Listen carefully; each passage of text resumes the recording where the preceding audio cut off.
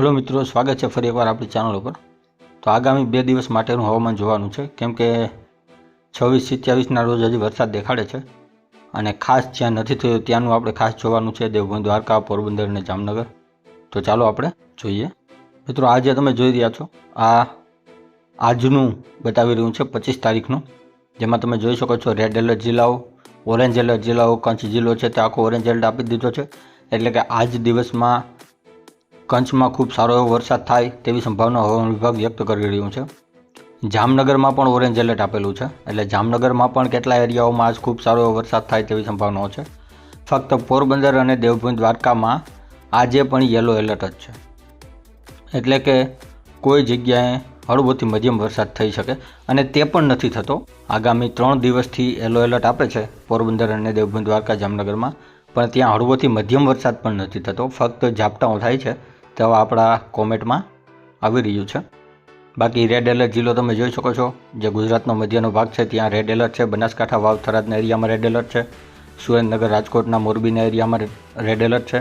એટલે આ બધા જિલ્લાઓમાં ખૂબ સારો એવો વરસાદ આજ દિવસમાં પડી શકે। અમદાવાદના એરિયામાં હવે દિવસ કાલનું જોઈએ અને પછી આપણે જોશું સેટેલાઇટ અને બીજા સોફ્ટવેરના માધ્યમથી કે આજ દિવસભરમાં વરસાદનો રૂટ કઈ રીતના કઈ જગ્યાએ વધવાનો છે આગળ।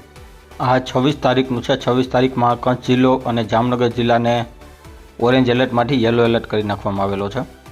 બાકી રેડ એલર્ટ જિલ્લાઓમાં પણ થોડો ઘણો સુધારો છે, તમે જોઈ શકો છો। તે આપણે કાલનો વિડીયો બનાવશું તેમાં જોશું। અત્યારે હાલમાં આ ટાઈપની પરિસ્થિતિ છે જે તમે જોઈ શકો છો।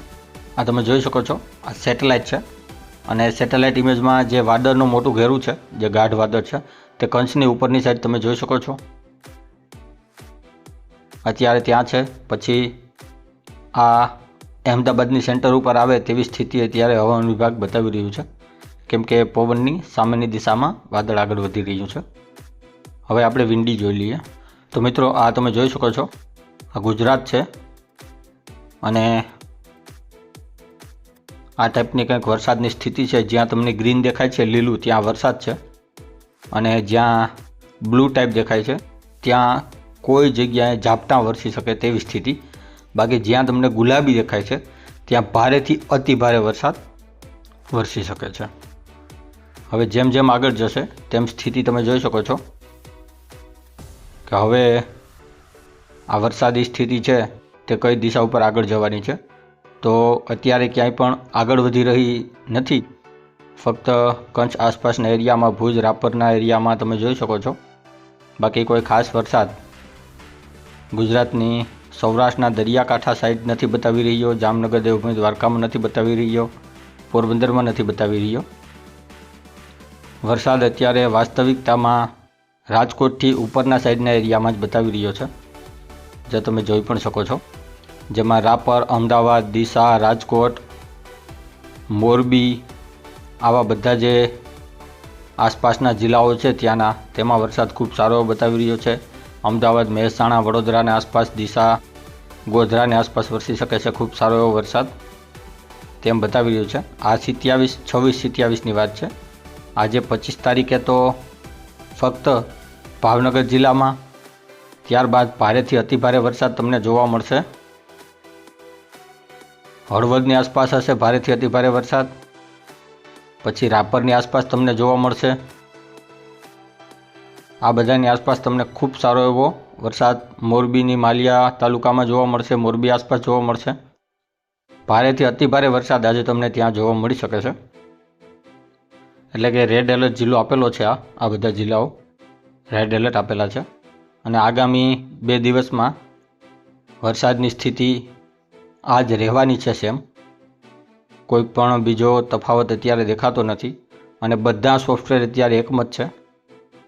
એટલે આ વખતે પણ એવું લાગી રહ્યું છે કે દેવભૂમિ દ્વારકા અને પોરબંદર જિલ્લો તે વરસાદથી વિહોણા રહી શકે છે, આવું આપણે આ બધા સોફ્ટવેરના માધ્યમથી જોતા લાગી રહ્યું છે।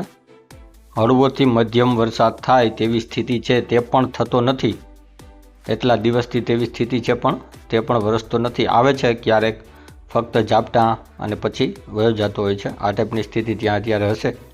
હવે તો શ્રી કૃષ્ણ કારિયા ઠાકર ઈચ્છે એવું થાય, એટલે એના ઉપર આધાર છે આજ દિવસમાં અથવા કાલ દિવસમાં કોઈ પણ કારણોસર ત્યાં વરસાદ થઈ જાય અને ખેડૂતભાઈને વાવણી થઈ જાય તો સાર્વત્રિક ગુજરાતમાં વરસાદ આવી જાય. બાકી બીજા બધા જિલ્લા તાલુકાઓમાં અત્યારે વરસાદ થઈ ચૂક્યો છે. કદાચ એકાદ તાલુકો એવો હશે, એકાદ બે કે જ્યાં વરસાદ ઓછો થયો હશે, પણ ત્યાં પણ થયો જરૂર હશે. તો મિત્રો, આ હતી આજની આપણી વિડીયોની માહિતી. તમે જોઈ શકો છો કોઈ પણ ખાસ બદલાવ છે નહીં. જેમ આપણે કાલે કહેલું હતું કે સેન્ટરની આસપાસના એરિયામાં ખૂબ સારો એવો વરસાદ પડશે, તેમજ આજે સેન્ટરમાં વરસાદ ખૂબ સારો છે. અને દેવભૂમિ દ્વારકા અને પોરબંદર તેમાં હજી પણ વરસાદી માહોલ છે, પણ વરસાદ નથી. અને જામનગરમાં પણ નથી, પણ જામનગરનું બતાવી રહ્યું છે કે જામનગરમાં આજ દિવસભરમાં વરસાદ આવે તેવી સ્થિતિ છે.